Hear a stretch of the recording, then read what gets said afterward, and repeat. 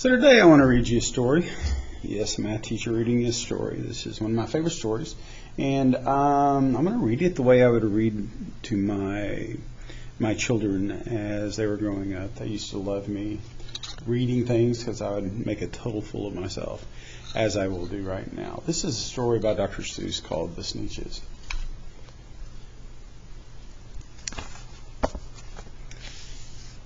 Now the star-belly Sneetches had bellies with stars. The plain-belly Sneetches had none upon those. Those stars weren't so big, they were really so small, you might think such a thing wouldn't matter at all. But because they had stars, all the star-belly Sneetches would brag, "We're the best kind of Sneetch on the beaches. With their snoots in the air, they would sniff and they'd snort. We'll have nothing to do with the plain-belly sort." And whenever they met some when they were out walking, they'd hike right on past them without even talking. When the star-bellied children went out to play ball, could a plain belly get in the game? Not at all.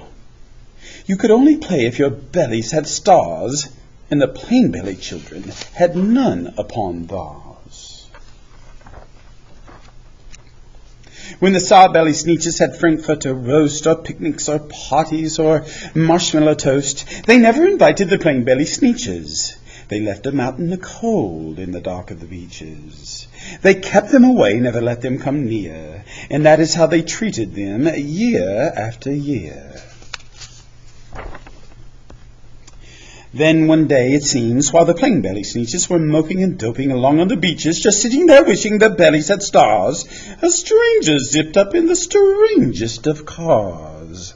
"My friends," he announced in a voice clear and keen, "my name is Sylvester McMonkey McBean, and I've heard of your troubles, I've heard you're unhappy, but I can fix that. I'm the fix-it-up chappie.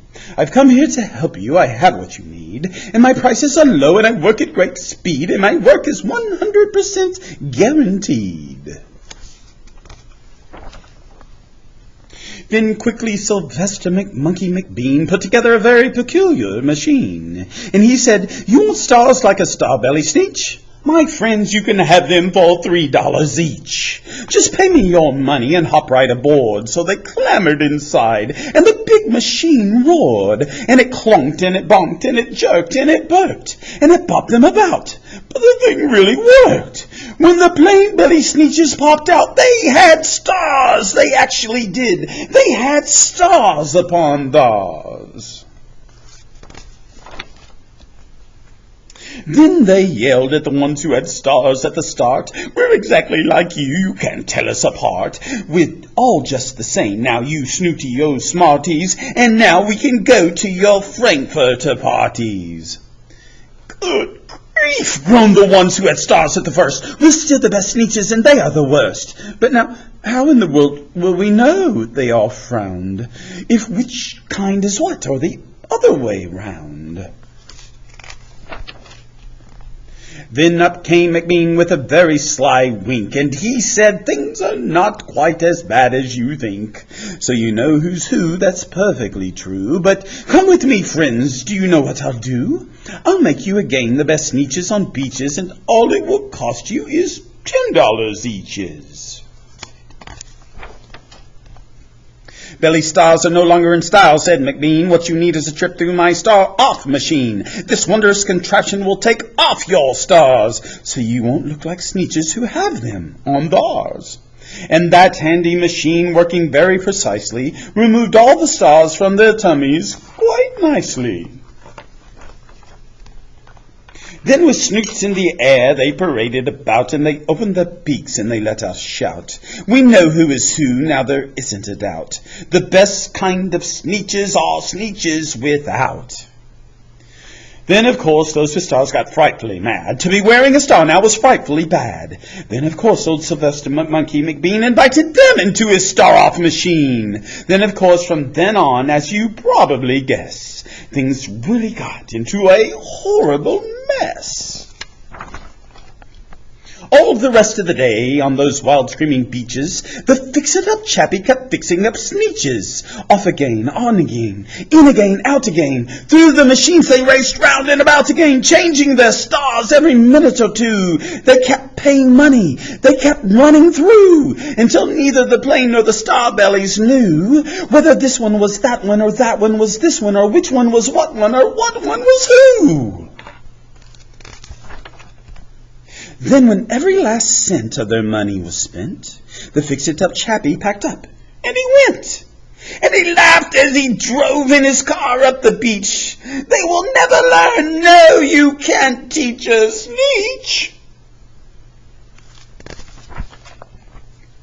But McBean was quite wrong, I'm quite happy to say, that the Sneetches got really quite smart on that day. The day they decided that Sneetches are Sneetches, and no kind of Sneetch is the best on the beaches. That day all the Sneetches forgot about stars, and whether they had one or not upon theirs.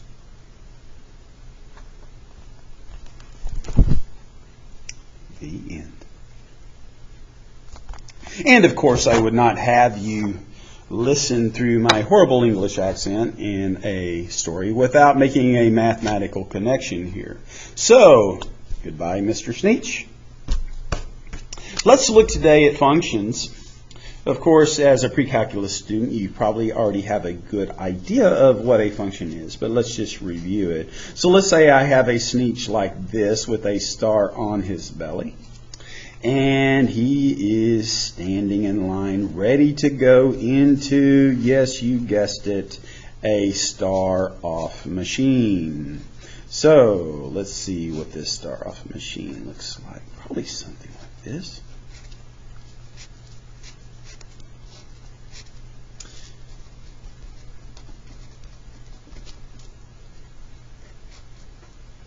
Can't draw a star.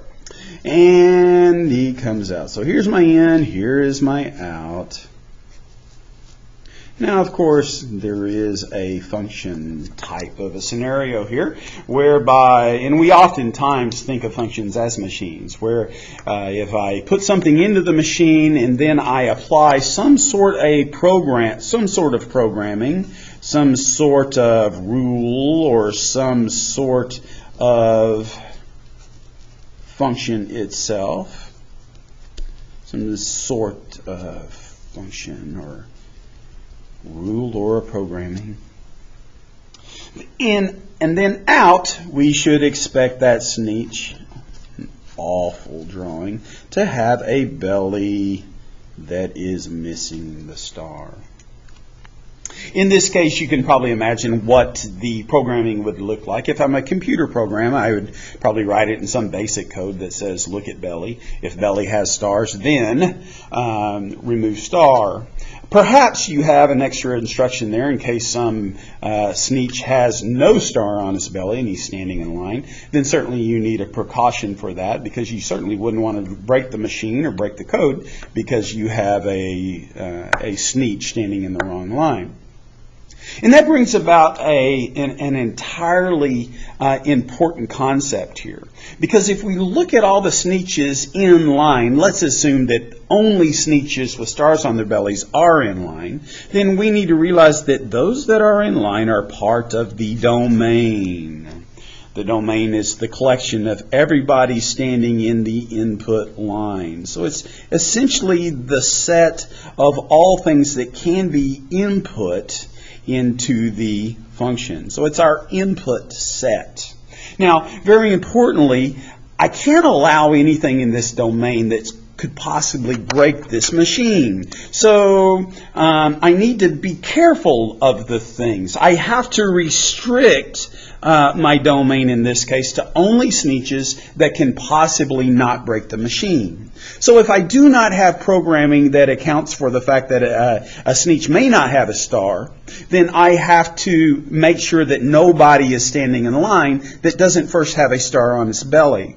Otherwise, it will break the machine, and I will not be able to produce Sneetches that have bellies without stars. So oftentimes, we must restrict the domain to prevent outputs from being something that is either unrecognizable or for something that will break the machine. If that's the case, then what comes out of the machine, we would oftentimes in function language call the range of the function, which represents the set of all possible outputs. And of course, these outputs here are completely dependent upon the range upon the input set or the domain of that function. So we kind of have to know who's standing in line before we can make a determination what the range of our set is going to be. Now, I need you to understand something very clearly here, and that is I am very concerned about breaking my machine. And in fact, I also need to be aware of the fact that if a Starbelly Sneetch goes in the machine, then I can very reasonably expect that he will come out without a star. Because if he doesn't come out without a star, then this machine isn't worth anything.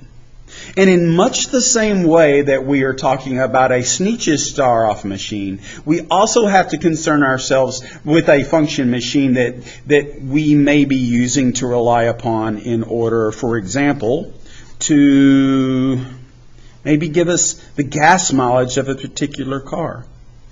For example, let's say I have a gas mileage machine, and its design is to tell me that if I input car types in one side, and if I output some miles per gallon in terms of the efficiency of our cars, so maybe I come out with 36 miles per gallon because I am able to run a certain car through the machine. So here's the thing. For example, a car that actually gets 36 miles per gallon could be something like the car I drive, which is a Mini Cooper. Be gentle with me. I hate my Mini Cooper. But still, it does get me a reasonable 36 miles per gallon. So if I plug in a Mini Cooper into the input or the X value of the machine, then I output a Y value, or part of the domain, I can expect it to be around 36. And this is useful information for anybody who uses this machine. So if I am curious what a truck like an F-150 gets, it will probably output something like a 17. This is absolutely reasonable. And in fact, if I were to input a Chevy in, and I believe Chevys are something like, what are they, F-1500s or C-1500s or H-1500s? I can't remember what their designation is, but it's still the same type of a truck, and we would reasonably expect that it probably also gets around 17 miles per gallon. Or maybe it is a Dodge Ram, and it gets also 17 miles per gallon. Now notice that this is completely useful information. All the trucks are getting the same gas mileage. I've got repeats in the output column. We can certainly all come out with stars off of our belly. That is not an issue. It is useful, completely perfect information for us. In other words, machines are functional. They serve a usefulness to us. They are useful.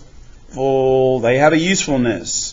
They have utility. Utility, cannot spell. They have utility. Now, what we need to guard against is the scenario whereby what will happen if I have another Mini Cooper that goes in that's identical to the first, but yet it says it gets only 24 miles to the gallon. Now, alarms should go off, right? Because if a Mini goes in the first time, it should be 36. So what's changed about the Mini the second time it walks through? It should get 36 as well. But now notice that for the same input value, for repeating values in the domain, now all of a sudden I'm getting completely different answers in the output.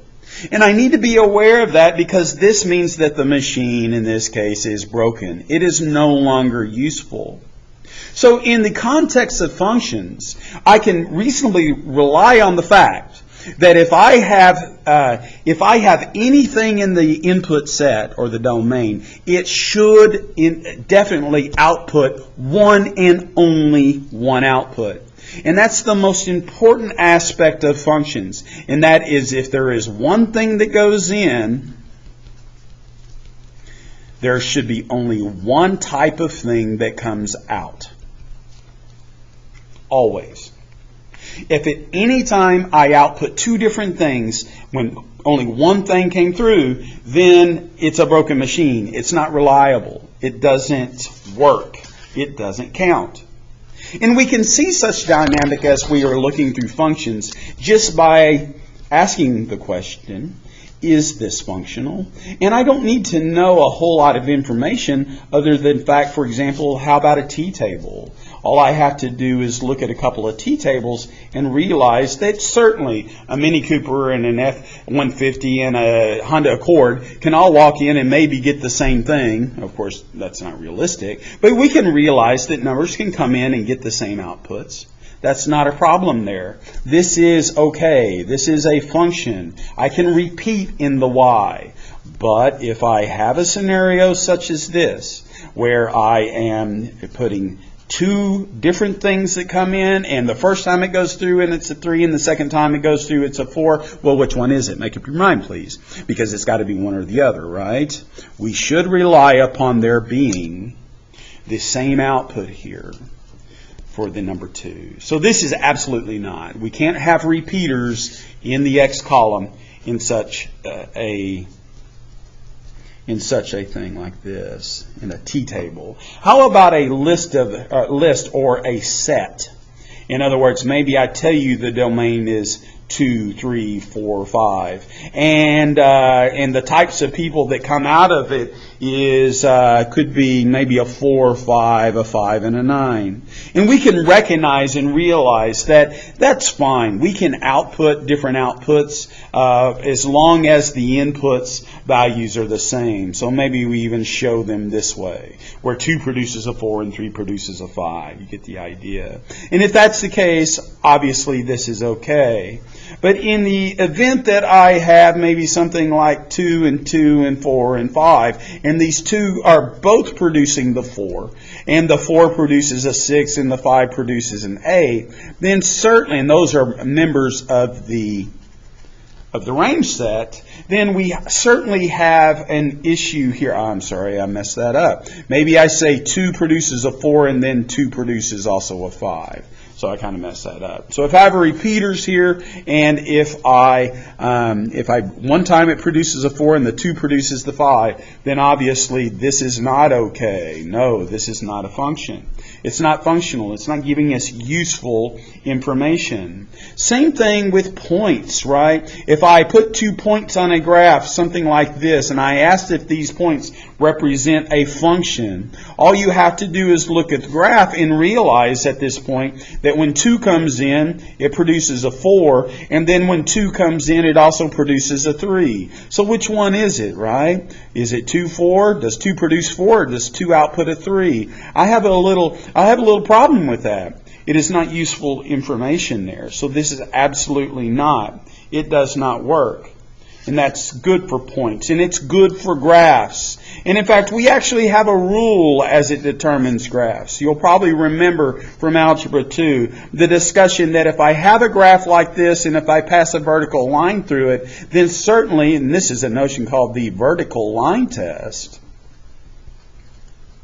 that if I can pass a line through any type of a graph, and if it only crosses in one place, then I can rest assured that for every input value, I'm going to have one and only one output value. So this is certainly yes. However, in the event that I have a curve something like this on the graph, and if I try to pass that vertical line through, you can see here that what the vertical line test is revealing that I actually have repeaters here. That if this value is -5 going in the x direction, notice that this may be something like a -1 and this could be something like a -4. Notice that for identical inputs, we have outputs that are drastically different. So what the VLT does is that it reveals it reveals multiple outputs for a single input. And this is very important for us. So by using the vertical line test, we know that if we pass more than one point on the graph, we know therefore it is absolutely not a function.